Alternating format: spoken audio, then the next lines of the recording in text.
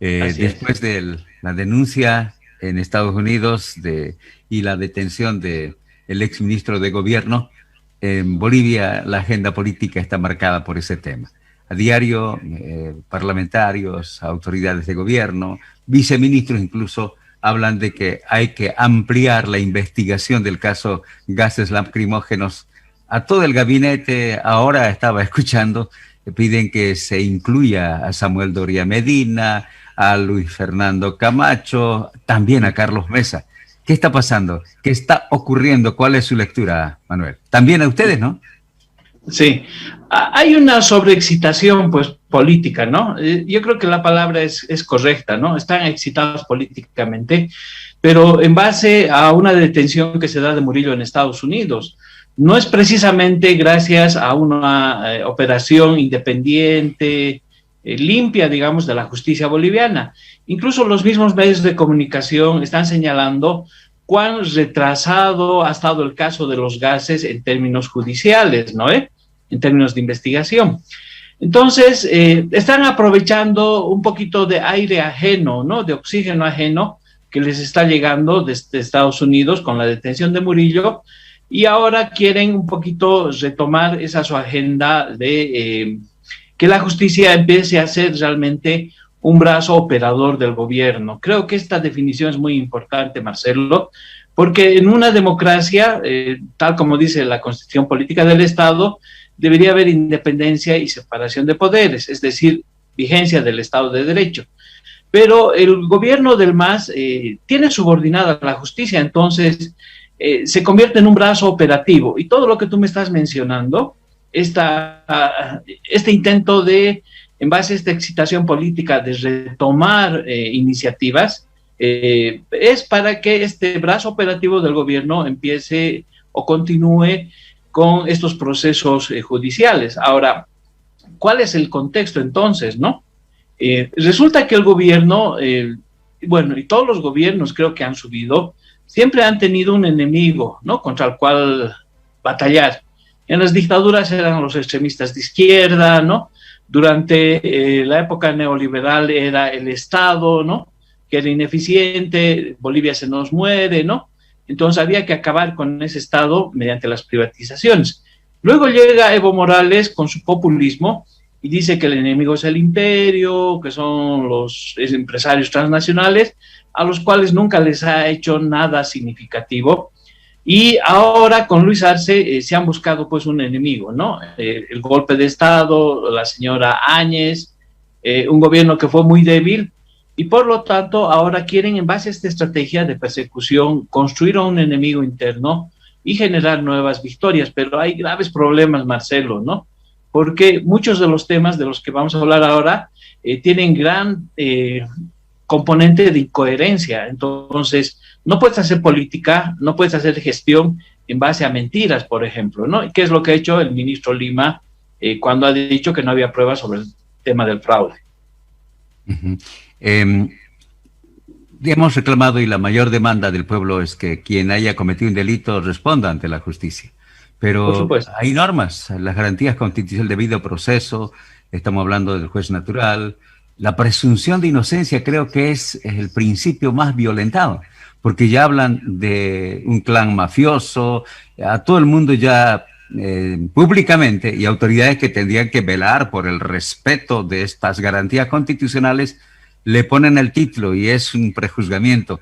¿Cómo ves esto? Porque eso está empeorando y no hay visos de que haya una reforma judicial, de que vivamos en un verdadero Estado de Derecho. ¿Qué está pasando, Manuel? Sí, yo creo que el gobierno se está metiendo en un callejón sin salida, ¿no? Mira, ¿qué es lo que dice la Constitución? Se supone que la Constitución está por encima de incluso el Código Penal. La Constitución dice que si en el ejercicio de tus funciones como un gobernante cometiste delitos, ¿no? Que es una gama amplia de delitos, ¿no?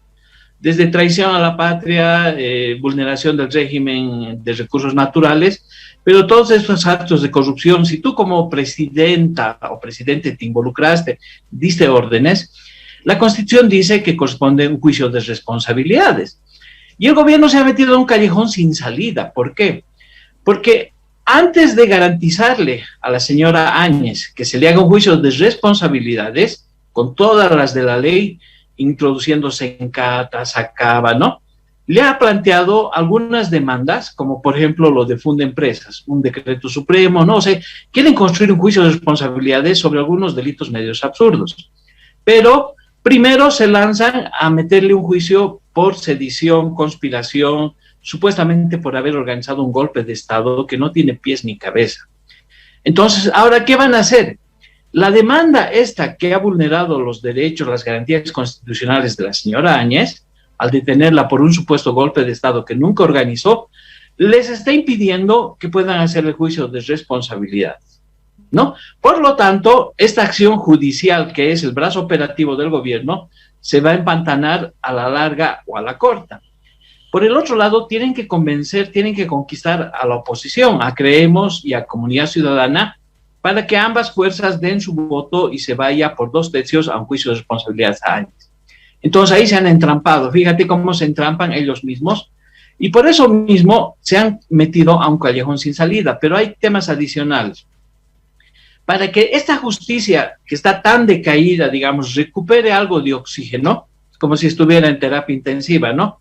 Un poquito de oxígeno para ver si puede sobrevivir, se necesita avanzar a lo que tú has dicho, Marcelo. Hay que hacer una reforma judicial, del Poder Judicial. ¿Por qué? Porque en aproximadamente 14, 16 meses vamos a ir nuevamente a elecciones, Marcelo.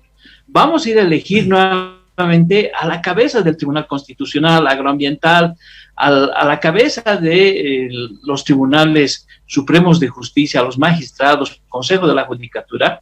Imagínate con el ministro Lima y con este entuerto de persecución, juicios que no van, juicios de responsabilidades atascado. Imagínate cómo va a venir el tema en los próximos meses.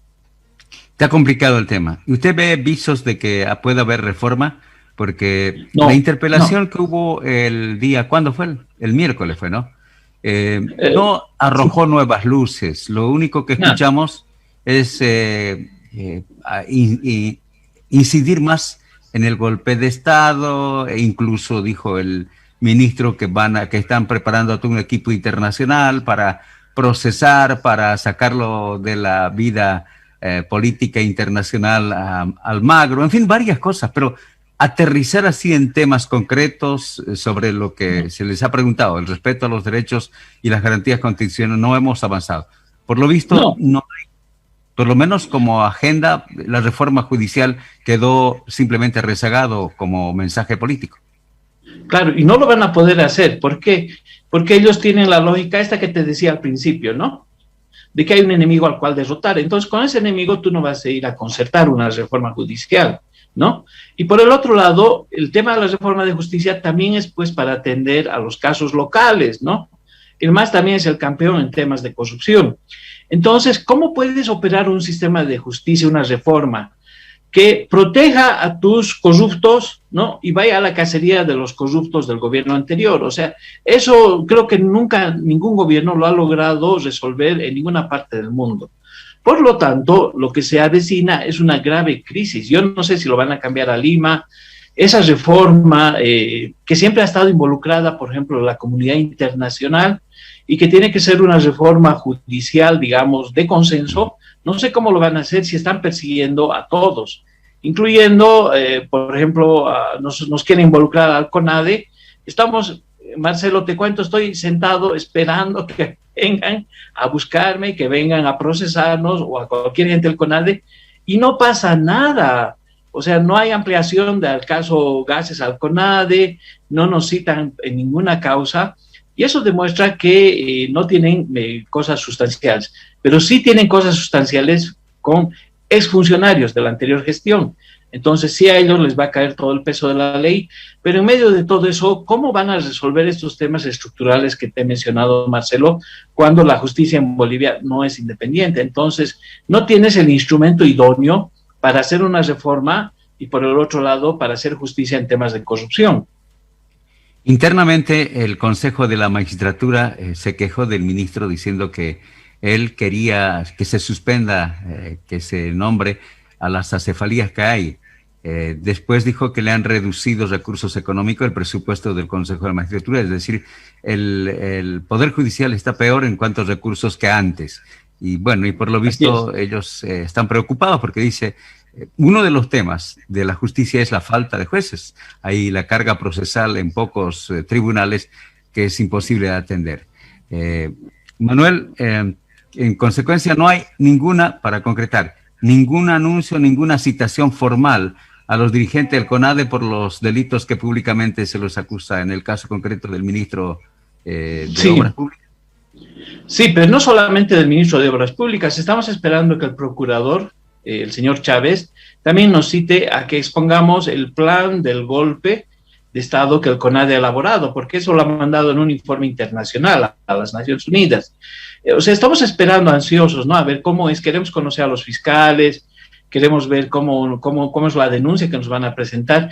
Y yo te digo que eso no va a suceder, Marcelo. Nada de eso lo van a poder armar, porque el CONADE, como nunca ha estado en la gestión de gobierno, como nunca hemos estado detrás de un golpe, entonces estamos muy tranquilos, muy serenos y no va a pasar absolutamente nada con el CONADE. Es más, vamos a seguir articulando a la sociedad civil para la defensa de la democracia, las garantías constitucionales, los derechos humanos, etcétera, etcétera. Y quiero aprovechar para hacer una invitación. El día de mañana tenemos una transmisión internacional. Amparo Carvajal va a ser postulada al Premio Nobel de la Paz en una transmisión que se va a hacer a las 3 de la tarde por el Facebook del CONADE, pero que va a ser lanzada a nivel internacional en Europa a través de Barcelona. Y bueno, estamos también muy contentos de esa manera porque nosotros vamos a consolidar la defensa de los derechos humanos en este país tan venida menos últimamente. Gracias, Manuel. Un abrazo y es el reconocimiento a alguien que le ha dedicado toda su vida al derecho, a la defensa de los derechos humanos en Bolivia. Un abrazo, Manuel. Así es. Además a la pacificación del país. Muchas gracias, Marcelo. Buen día. Gracias. Vamos a una pausa y volvemos enseguida.